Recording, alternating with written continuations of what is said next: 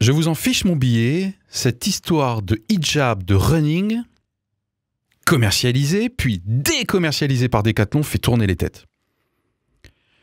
On a beau vouloir s'en détourner si l'on prend l'option badine, mais quelle histoire pour un voile, il n'y a pas plus important en ce moment?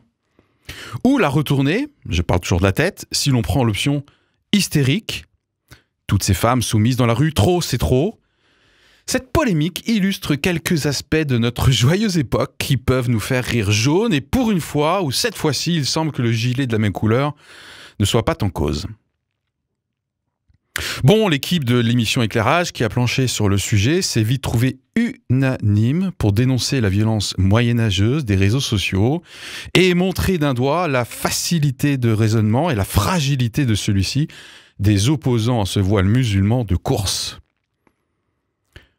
Prendre du recul, poser les faits, le contexte, ouais, on a bien travaillé lors de la dernière émission et décision a été évidemment prise de ne pas boycotter Decathlon. Yann, si tu nous écoutes avec nous, t'auras pas de soucis. Bon ça, c'était pour la partie facile. Que les Américains ou les Anglais, avec leur modèle communautariste, ne nous comprennent pas et même nous jugent, soit. Mais ici, ne nous voilons pas la face, cette polémique fait poser des questions épineuses qui grattent. Ça m'a tellement démangé que j'ai fini par en poser une de questions. Pourquoi cette obsession des voiles islamiques? Alors comme ça, à la louche, je dirais. Une partie des femmes qui portent le hijab le font, sans doute, volontairement, indépendamment d'un quelconque rapport d'autorité avec un homme qui l'exigerait.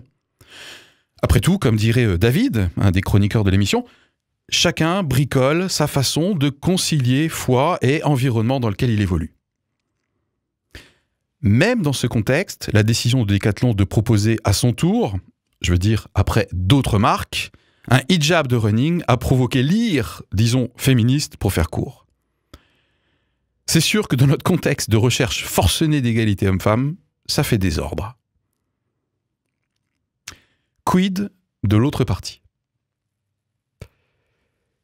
Comme d'habitude, sous prétexte qu'elle s'exprime de manière violente, et à vrai dire un peu imbécile à mon sens, je ne veux pas zapper l'origine de cette réaction épidermique vis-à-vis des signes ostentatoires musulmans.